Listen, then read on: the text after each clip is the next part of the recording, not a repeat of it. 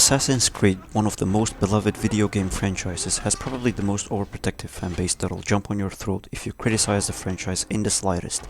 That being said, I'm here to take that risk. Let's divide the franchise into two categories: action-adventure, which are the old Assassin's Creed games, and the RPG category, which are the newer Assassin's Creed games. Alright, let's start with the RPG ones, but I'm only gonna talk about Valhalla because Valhalla is the best RPG of the three, and I'm only gonna talk about what I dislike about Valhalla. Now, if we compare Valhalla with other RPGs, it'd be somewhere down here, because God is this game repetitive, blatant, and boring. The plot of Valhalla is as follows. Your father is killed, you want to avenge him. But you as a player don't care because guess what? There is no room for character development in order for you to start caring about this dude. You avenge your father, now you need a new plot. How about you and your brother go build your own kingdom in England, because why not? You're Vikings, you know, you like raiding and stuff. So you sail to England. You're shown the ways of assassin and granted with a hidden blade, even though you're not an assassin. And by the way, they don't cut your finger, despite the Viking era taking place before the Altair era. And in Altair's era, every assassin has their finger cut. They only upgrade a hidden blade in Assassin's Creed 2, which takes place in the 16th century, but that's just nitpicking. King Alfred the Great doesn't like you roaming in his lands, so you need to make alliances with other kings and jarls to beat the king in the end. But getting alliances are not subplots, those are the main plots, and you have to complete those the way the game wants you to, which is pretty annoying. If you're not ready to get the game spoiled, perform a leap of faith out of your window, because, spoiler alert, apparently you're Odin, and that's the main plot the entire time, or whatever the f***, I don't even know, man.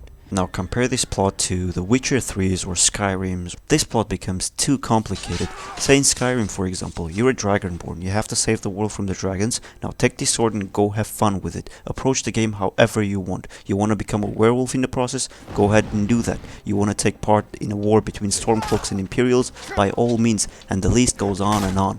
Witcher 3, the moment you start the game, it's made clear that the Wild Hunt is the final boss. You want to make allies to fight the Wild Hunt in the end? Your choice. You want to fight an elemental for 40 minutes, oiling your sword every 3 minutes and hearing your PlayStation scream "help me" while the frame rate drops to 10? You can do that. You want to consider the dialogue choices you make in the game? You better. And speaking of dialogue options, don't give us dialogue options with the same outcome. It's just boring and annoying. Either put some thought into it or don't do it at all. Me yelling at a waitress in a restaurant will not have the same outcome as me thanking them. Come on, Ubisoft. The side activities are all the same scattered around the world, which by the way is beautiful. Oh, Ubisoft, you put so much effort into making your worlds look beautiful, but you just don't know how to fill them with interesting quests. It pains me. And the worst part is that it doesn't only limit to Assassin's Creed, it's the same thing with Far Cry.